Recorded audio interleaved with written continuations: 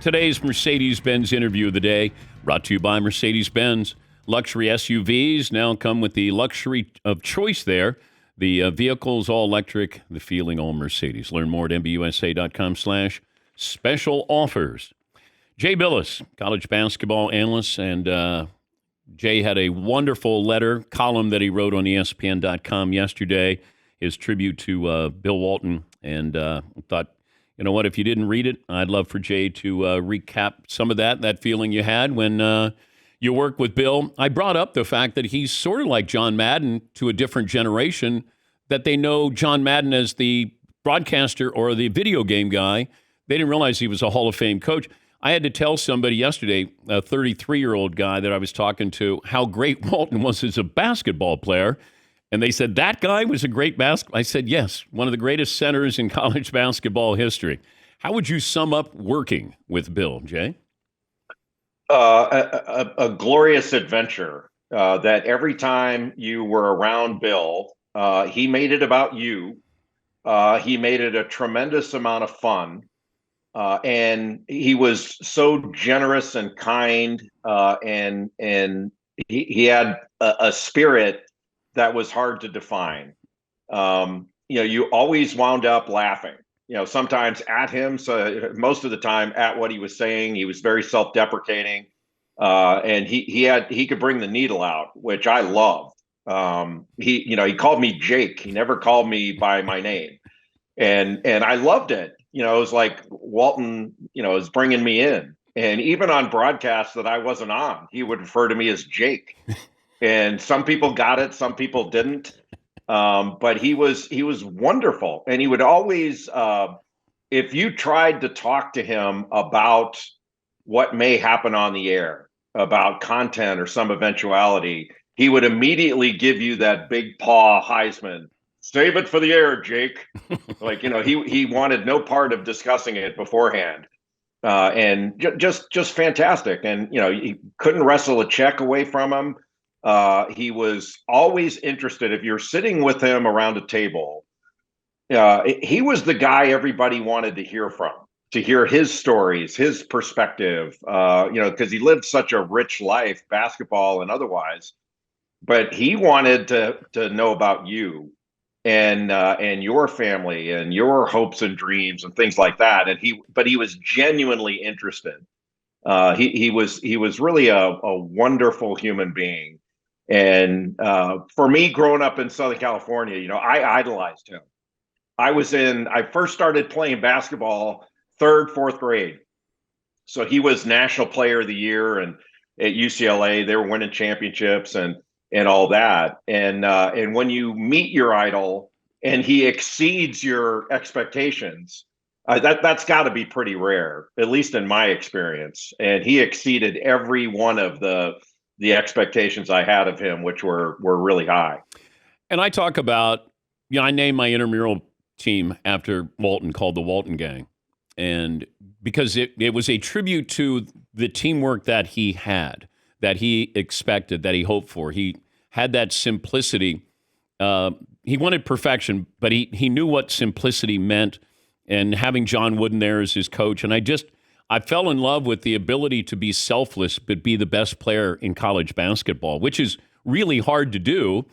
And, taking that style into that Portland team in 77, that's the most selfless, champion I've ever witnessed. And didn't have really star power, had Bill and Mo Lucas and Jack Ramsey. But that ability, that innate ability to see a game differently. I mean, we marvel at Joker now. Bill did Joker-like things, 50 years ago. Yes. Aside from bringing the ball up court, I think maybe you put Wes Unseld in this category, maybe even Kevin Love, but to me, he was the best outlet passer that ever lived. He could go up and get a rebound at or above the square of the backboard and turn in midair, and that ball was gone down court for a break.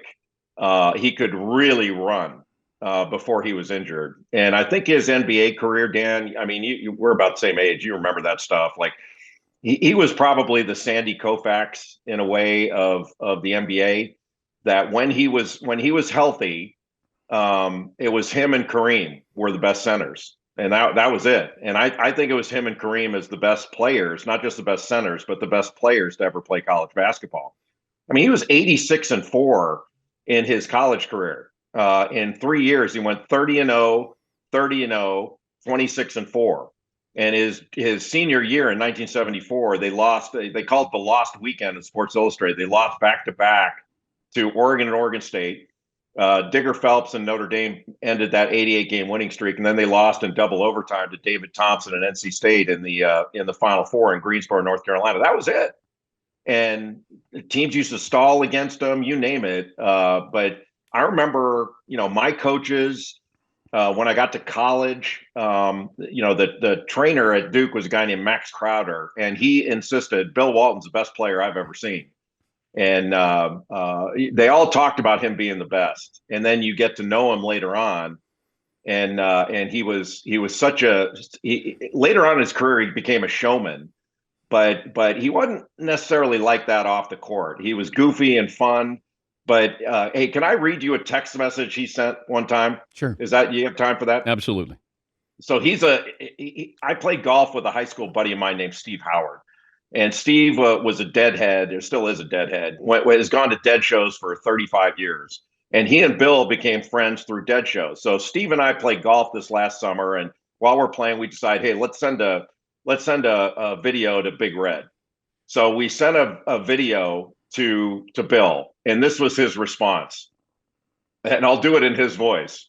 Awesome, terrific, Steve and Jake, two of my heroes. Thanks for your kindness, patience, and my life. On your golf adventure, Jake mentioned going low. Please remind him I'm much better going high. May the four winds blow you safely home. May you stay forever young. May you stay forever, Steve and Jake. With eternal gratitude and boundless everything, I miss you, I salute you, I thank you. BW, from the bright side of the road, I'm the luckiest guy in the world. That's his response.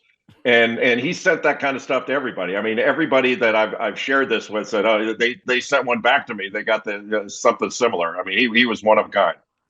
Great to talk to you, Jay. Thank you for sharing. And if you didn't see it, please go to ESPN.com and Jay's letter to Bill Walton signed, Love, Jake. Thank you, Jay. Thank you, brother. That's Jay Bilas, ESPN college basketball analyst. And he, like me, growing up, watching Bill, first time I saw just anything about Bill was Faces in the Crowd in Sports Illustrated. Now, that was real small picture, and it have a little bit of a bio of an athlete. Could it be Division I baseball player or track and field? And it said Bill Walton, Helix High in La Mesa, California. They had won 49 in a row, and Bill was going to UCLA. And I thought, all right, because I was a big UCLA fan. And couldn't play his freshman year. And then all of a sudden you saw him his sophomore year, and you go, okay, they're going to win 3 more national titles. And they won 2. That senior year, I think there were a lot of distractions going on with Bill.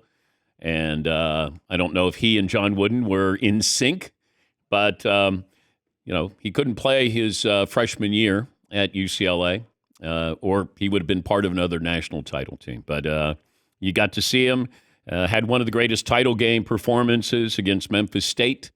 I think he missed one shot, and that was an offensive goaltending. I think he was 21-22. He missed more free throws than he did field goals in that game. I think he was 21-22, 2 for 5 from the line, something like that. But wonderful player, never as good. We talk about Bo Jackson if he had stayed healthy. Like there's a few, Kirby Puckett, there's certain athletes where you go, boy, if they had stayed healthy, what could they have been? And Bill is certainly in that very, very small category of greats who could have been even greater, historically great, had he been able to stay healthy.